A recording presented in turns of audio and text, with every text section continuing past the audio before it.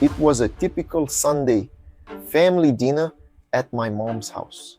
The whole family gathered around that full table, the kind that only comes together every now and then.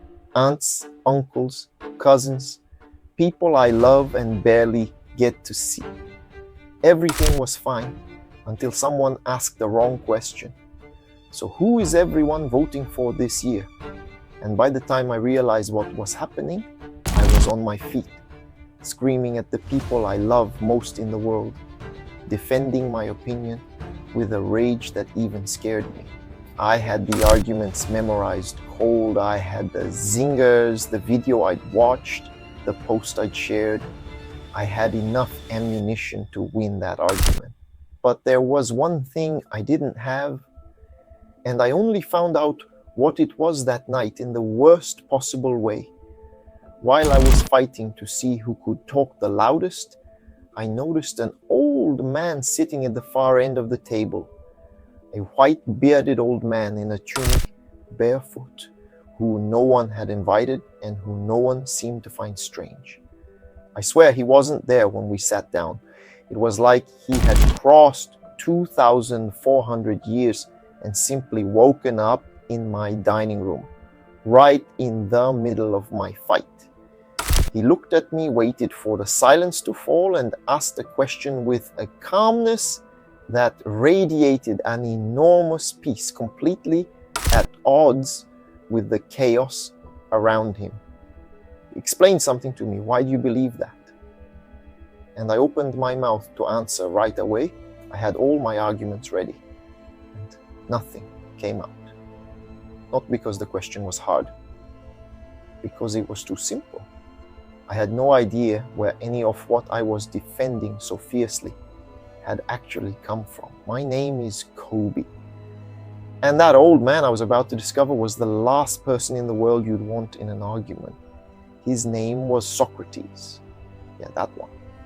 The first thing I did was the most obvious. I asked him to settle the fight for me. You're the philosopher. Just tell me, who should I vote for? He refused. Said he wasn't going to tell me who to vote for. He was going to do something much worse. He was going to prove right there in front of my entire family that I had absolutely no idea why I voted for who I voted for. And that before picking any candidate, I had a much bigger problem to deal with. And what he did to me in the next half hour, I still haven't been able to undo. I tried to pull myself together. I told him, what do you mean? I've read about this. I follow it closely. I know what I'm talking about. And he just tilted his head and asked, did you read or did you hear someone say it? Because those are very different things, my friend. And that got me. Because when I reached back in my memory to find the origin of that conviction I was defending so passionately, I didn't find a book. I didn't find a study. I found a YouTube channel I watch every single day. And my group of friends repeating the same things I always say. Socrates had a name for that. He called it doxa, opinion. The thing we think we know, but have actually just absorbed. And he separated doxa from something else. Episteme, the kind of knowledge you've actually examined, tested, and that you can hold up even when everyone in the room disagrees. Most people, he told me, spend their whole lives defending the first with the kind of courage that only the second deserves. And that's the first thing I took from that night. And it's already worth the entire video. Before I defend anything, I now separate what I've actually examined from what I've only repeated. And I have to be honest, the amount of things I've only repeated is a lot more than I'd like to admit. I told him that, a little embarrassed, and he laughed, said it wasn't stupidity on my part, that this was just how the human mind has always worked, and he explained it in a way I had never thought about. Thinking for yourself, he said, is expensive. Examining every belief from scratch would take an amount of energy no human being actually has. So we take a shortcut. We adopt the opinions of the group we belong to. And from that, we get two things for free. First, we save ourselves the work of thinking. Second, and more powerful, we get to belong to a group. And that's when he said the thing that hit me hardest. He said, opinion for you people was never just about being right. It's about being with your tribe. That's why it hurts so much when someone disagrees. You think they're attacking an idea, but what you feel deep down is that they're attacking your people. And I thought about my table. That was exactly what was happening. I wasn't reasoning with my family, I was defending territory. Then I tried to save face and said, but it's the other side that does that, Socrates. They're the ones who repeat things without thinking. And he cut me off immediately. No, both sides run the same machine. What changes is the flag, not the mechanism. The person you call brainwashed thinks exactly the same thing about you, and both of you, most of the time, are right about each other and blind about yourselves. In that moment, I had no answer. I still don't. That's when I said, half ironically, so you know everything then? And he gave me the only line of his I already knew, but with a weight I had never understood before. Me, he said, I only know one thing, that I know almost nothing. And that's exactly what puts me closer to the truth than everyone who is certain. And he explained that it wasn't false modesty, it was a weapon, the sharpest one he had, because the most dangerous person in an argument is never the one who knows they don't know. It's the one who has absolute certainty about everything. Then he told me something beautiful about his method. His mother had been a midwife, and he said he did the same thing she did, just with ideas. He didn't put anything inside you. He helped birth what was already there, including the contradictions you were hiding from yourself. He didn't win arguments. He made the person realize on their own the hole in the middle of their own certainty. And then he did it to me. He said, before you go back to fighting at your table, answer 3 questions for me.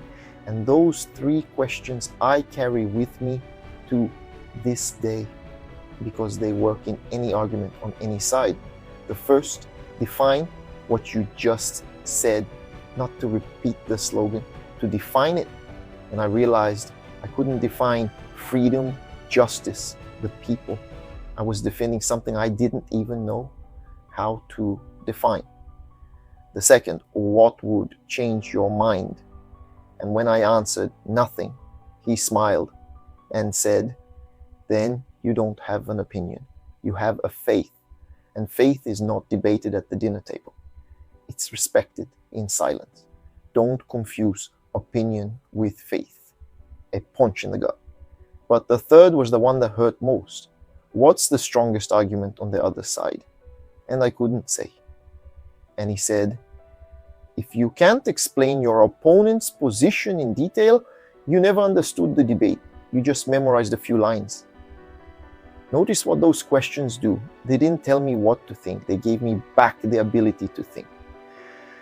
Then I asked the question you might be asking right now.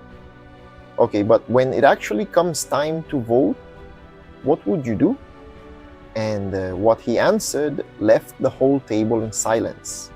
He didn't tell me who to vote for. Instead, he asked me to picture a ship and asked, how would you choose the captain of that vessel, the most popular one, the one who shouts the loudest and promises the easiest voyage, or the one who understands the sea, the storms, the navigation, even if they are not exciting and they tell you truths you don't want to hear? I started to understand the provocation. And then he touched on something thorny. He confessed that in his city, he was suspicious of decisions made in the heat of the crowd driven by emotion, by people who voted from doxa, from inherited opinion without ever having examined anything, and that this made him a deeply uncomfortable man in an Athens that prided itself on having invented democracy. I almost jumped out of my seat. So you're against people voting? And he was firm. No, pay attention, because this is easy to misunderstand and the powerful love to twist my words. The problem was never how many people vote. The problem is how. Democracy doesn't get stronger with fewer people deciding, or it gets stronger with more people deciding with examined minds. And he looked at me and asked the question I can't get out of my head. Is your vote episteme or is it doxa? Is it a judgment you examined or just the color of your tribe's jersey? And when I went to answer, he interrupted me in a way that chilled the whole table. He said that question, that exact question, had cost him his life. He told me right there at my table how he died. In the year 399 BC, Athens put him on trial. The official charge was corrupting the youth and disrespecting the gods of the city. But the real charge, he told me, was simpler. He wouldn't stop asking the questions no one could answer. He exposed the doxa of the powerful in front of everyone, and that is unbearable. And do you know who decided my fate? He asked. It wasn't a tyrant.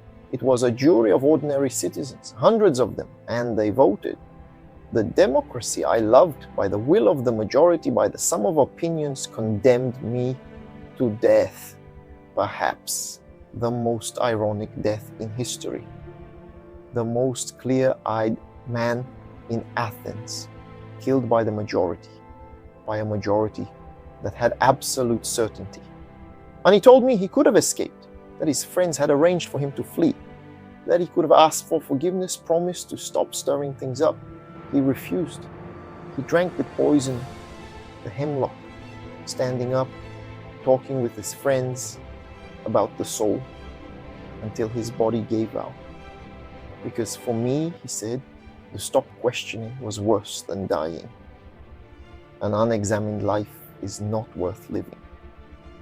And I almost fell into the trap of feeling superior, of thinking, so the crowd is foolish, and I, sitting here listening to Socrates, am the enlightened one.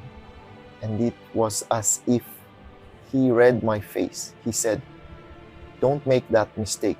The majority that condemned me were not monsters. They were ordinary people, certain of things they had never examined, exactly like you. Every time you shared without reading, voted out of habit, fought for a line that you didn't even know where it came from.